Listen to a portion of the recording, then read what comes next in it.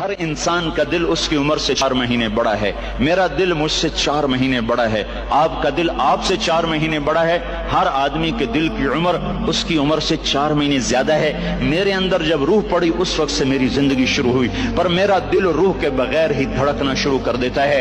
تو یہ پانی کا قطرہ دل کیسے بن جاتا ہے؟ یہ گوشت کیسے بن جاتا ہے؟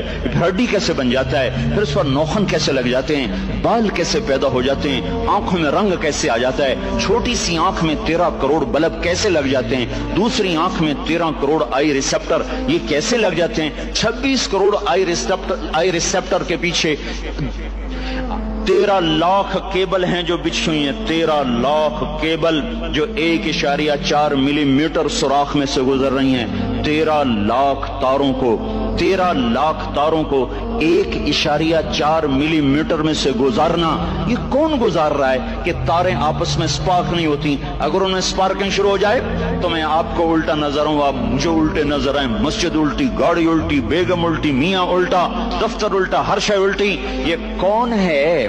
سائنس پریشان ہے. یہ کون سی طاقت ہے جو 1.4 ملی میٹر میں سے 13 لاکھ کیبل کو لے کے جا رہا ہے اور ان کو آپس میں جڑنے نہیں دیتا، ملنے نہیں دیتا، سپارکنگ نہیں پیدا ہونے دیتا؟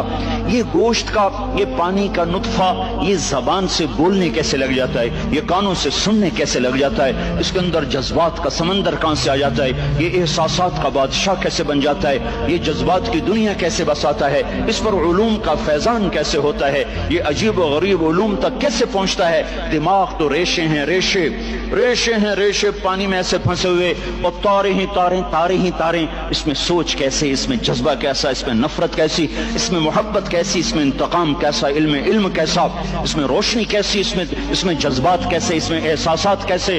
یہ ایسے ایک کبھی مغز نہیں کھایا؟ مغز تو کھایا ہی ہوگا نا. ویسے لوگوں کا مغز کھاتے ہو، کبھی بکرے کا مغز کھایا ہوگا. تو وہ کیا ہوتا ہے؟ بکرے کا مغز آگے پڑا ہوا ہے، مغز پڑا، تو دیکھو یہ کیا چیز ہے؟ کچھ بھی نہیں ہے. تو اس میں سوچ کہاں سے، جذبہ کہاں سے، احساس کہاں سے، لطافت کہاں سے، جمالیات حس کہاں سے؟ یہ سب کچھ کیسے ہو رہا ہے؟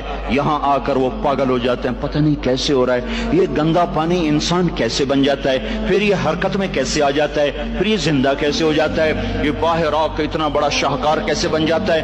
پھر یہ چلتے چلتے مر کیوں جاتا ہے؟ یہاں آ کر بھی سائنس اندھی ہو جاتی ہے. موت کے 200 جواب کتابوں میں لکھے ہوئے ہیں، سائنس کی کتابوں میں. موت کیا ہے؟ موت کیا ہے؟ یہ 200 جواب، اور ایک بھی صحیح نہیں. قرآن نے ایک جواب دیا اور 100% صحیح دیا.